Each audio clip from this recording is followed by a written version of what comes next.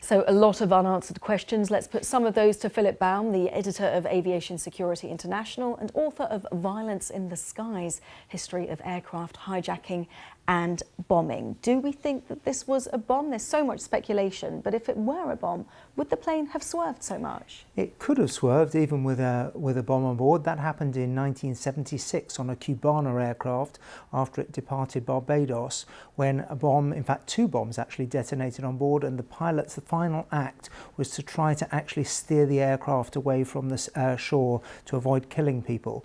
So yes, it's possible, anything's possible. There are so many different security scenarios out there: insider threat, explosion, explosive device on board, hijacker, and we don't, even if it was a hijacker, would it be a terrorist hijacker, or could it be somebody that was simply had psychological problems? That's what EgyptAir experienced only 2 months ago with a supposed hijacker who was actually just sort of wanting to be reunited with his wife in Cyprus. Yes, of course, and then that infamous selfie from that. But if this was, say, a terrorist linked explosion, would it have happened so late on into the flight? Well, it'd certainly be unusual. Generally, when terrorists infiltrate explosive devices on board, they try to initiate the device early into the flight.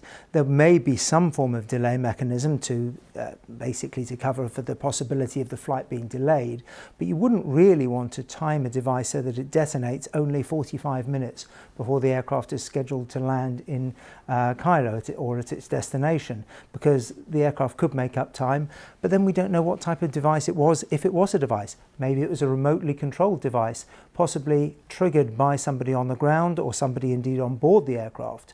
If you think about the underpants bomber on the northwest flight going to Detroit, he tried to detonate his device just before the aircraft was due to land in Detroit.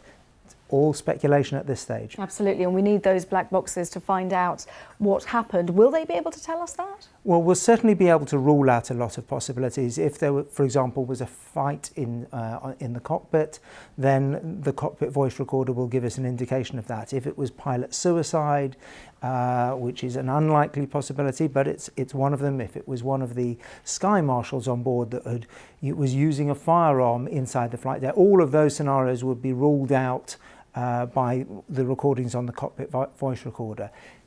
And if we find the wreckage, we'll also find, if there was a bomb on board, we will find explosive residue. And you touched upon sky marshals. Just briefly, if you would, there were sky marshals on this flight. Is that normal? Yep, it's perfectly normal. Indeed, there has been an increased presence of sky marshals on board Egyptian flights since the Metrojet disaster last October.